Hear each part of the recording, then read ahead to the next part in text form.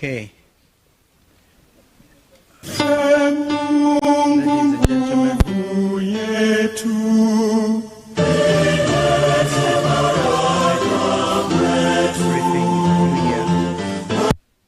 so it is in order for us to wish our media fraternity a very happy New Year,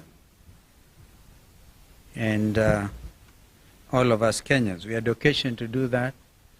We issued a statement on the 30th of December as our New Year message to the country. And I think after that, President Ruto issued a similar end-of-the-year thing himself from Kisii State Lodge. So this is a statement by the people. The Honorable Eugene Wamalwa will probably join us at some stage. If he doesn't, he's busy trying to prepare his party's offices, not very far from here. But we have his understanding that we can continue. My brother Jeremiah Kioni, the Secretary General of Jubilee, is with us. We also have former Governor Waititu, and we have senators here, as you can see. The Senate Minority Leader, Senator Fukitui, Nombua. We have ranking members like Mheshimiwa member for Dr. Makali from Kitui Central. We have Senator Maanzo here, Senator Agnes Kavindu, and Mheshimiwa Mule, a ranking member. He's right here behind me, member for Matungulu. Mheshimiwa Kimilu, member for Kaiti. Where is Mheshimiwa Kimilu? He's right here. Yeah, I'm taller than him. Mheshimiwa Mawade, member for Embakasi South, and a team of MCAs from there. Mheshimiwa Mwalika. Where is Mheshimiwa Mwalika? Ah, that one is tall. It's okay. Member for Gitui Rural. Mheshimiwa, Philip Kisia, as you know, has effectively taken over as the CEO for a coalition. Mheshimiwa Philip Kisia is right there. And we have Speaker Kitui County, I've seen him. Kitui County Assembly, I've seen him. And MCAs from Kitui can also raise their hands. We've seen them. MCAs Nairobi. Yeah, well done. Machakos MCAs, I think there are some here. Very good. Actually, the reason I say that, because it's the tail end of my statement. I'll be talking about Honorable Farah Malam, and he's been a party member for WIPA. So you see a representative group of members of that party. Fellow Kenyans, let us first pay tribute to three immediate Kenyans who left their marks on our republic. Professor Abdallah S. Bujra passed away on January 7th, 2025. Professor Bujra was a gallant son of Kenya and Africa and made great contribution to African integration and leadership and cutting-edge thinking on African development. Like the late Professor Ali Mazrui, Professor Bujra was recognized and appreciated outside Kenya's borders more than within. He served the continent as the first full-time executive secretary of the Council for the Development of Economic and Social Research in Africa, one of the premier research institutions in our continent, as well as the Organization of African Union, OAU, as it then was, in various capacities, including as a CEO of the International Panel of Eminent Personalities between 1998 and 2000. He was a founding director of boards of Muhuri and Katiba Institute in Kenya. Russian Wara was an incredible writer who sadly passed away this week from a battle with cancer. Her words, printed and written every week in different publications, both home and abroad, left a lasting impression, speaking truth to the heart. whatever the subject, Russian questioned and demanded accountability. She was one of a kind, and uncompromising and apologetic in Kenyan. Yesterday evening, we learned of the passing on of senior counsel, our sister Judy Thongori. Thongori was an accomplished and celebrated family and human rights lawyer in Kenya. The region, and the international stage. Gender equality and equity were her forte. She took on many cases pro bono and contributed to the intellectual input in the constitutional making process. I know the senior bar council have been on this, led by the chairman of senior bar council, Fred Ojambo. And a lot is going in that space in celebrating the life of our sister senior counsel Judy Thongori. In their honor, let us have a minute silence.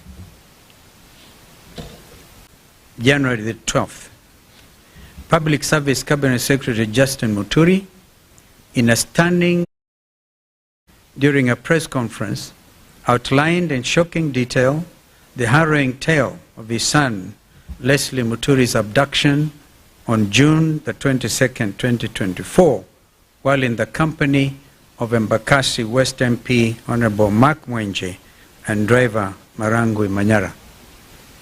Honorable Muturi, who was serving as the Attorney General of the Republic of Kenya at the time of his son's abduction, said that he had been waiting for answers for the last 6 months as to why his son was abducted.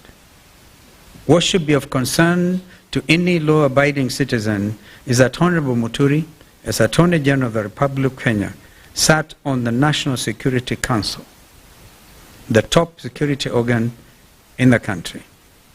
Honorable Muturi has been seeking answers for the past 6 months, and they have not been forthcoming to someone so senior in the Kenya Kwanza regime. So senior should be a matter of grave concern to all of us. Following Honorable Muturi's statement, the Director of Criminal Investigations, Mr. Amin, invited the Cabinet Secretary to record a statement. If the idea was to cower Honorable Muturi into silence, they picked on the wrong man. If the bombshell of the Sunday statement was not enough, Honorable Muturi signed the statement, clearly and squarely pointed the blame at the main culprit behind the inhuman abductions. A man who joked, made light of the abductions and Gen Z's demonstrations, a man who placed one phone call inside of the State House Nairobi Pavilion to the National Intelligence Service Director General, Nuruddin Haji, and had Leslie Muturi released within an hour. That man, as you have previously stated, is President William Ruto. Fellow Kenyans, the revelations by Secretary Muturi on the identity of the Commander-in-Chief of the abduction squads is quite telling. If the Attorney General of the Republic of Kenya cannot get answers to the whereabouts of his son, who can? If the Attorney General cannot get his phone calls answered by junior staff, such as the DG of NIS, or the DCI Director, who can? If the then Interior Cabinet Secretary, Professor Kithure Kindiki, and PS Raymond Omolo are furnished with lies by their juniors, what is the state of the Kenya Kwanza regime? Fellow Kenyans, the Kenya Kwanza regime has established command and control structures outside of the Constitution of the Republic of Kenya, carrying out illegal and criminal activities against Kenyans. We have actually since established that some headquarters of this abduction squad was somewhere near Ruaraka. As we have previously stated, William Ruto is a commander-in-chief of the abduction squads. This has been clearly demonstrated by his own public pronouncements on the abductions as well as those of his conceited cronies in government. Kenyans and the international community should read between the lines. Mr. Ruto and his lieutenants' chest thumping over 2 weeks ago in Bungoma was not only a gross violation of Mr. Ruto's oath of office, it also bore all the hallmarks of a dictatorship and a crude attempt to instill fear in Kenyans by subduing them into silence. Mr. Ruto's dictatorship, which now kidnaps and tortures people in underground prisons, must be considered as a renegade criminal enterprise. And this in accordance with the ICC's Rome Statute. And for the avoidance of doubt, the Director General of NSIS could not be held responsible alone. The ICC statute talks about the person bearing the highest responsibility. And that is not Nuruddin Haji, that is William Samoei Arap Ruto.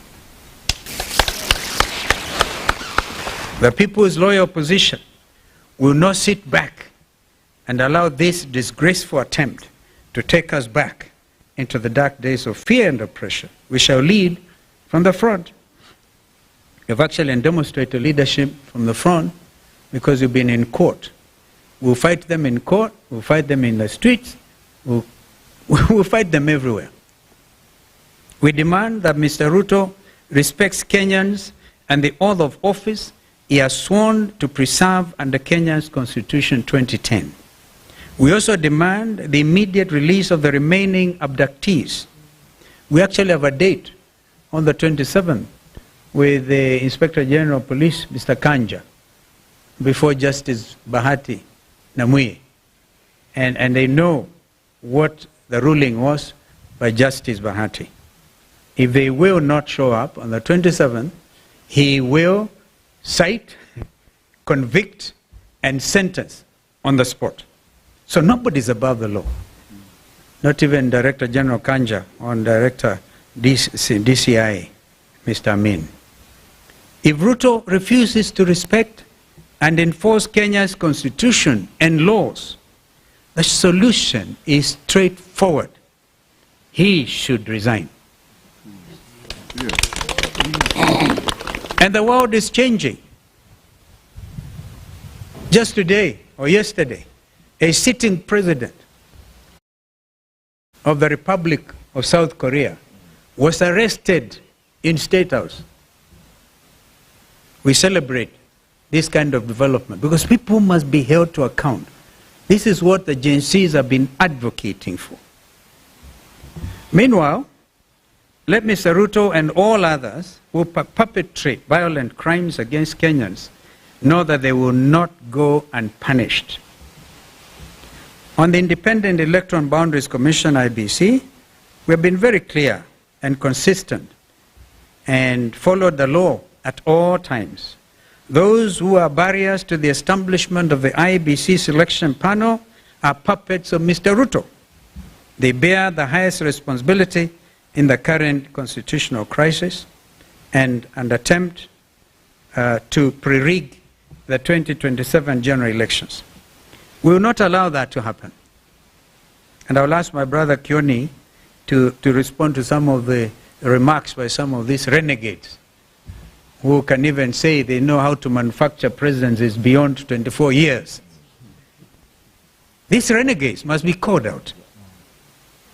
Lastly, for avoidance of doubt,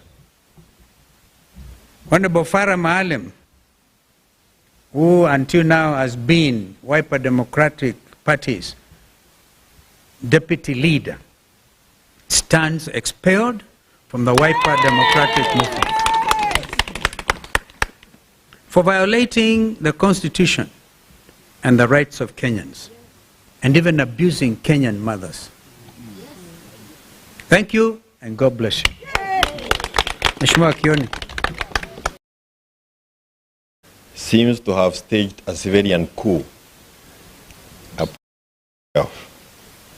because he has refused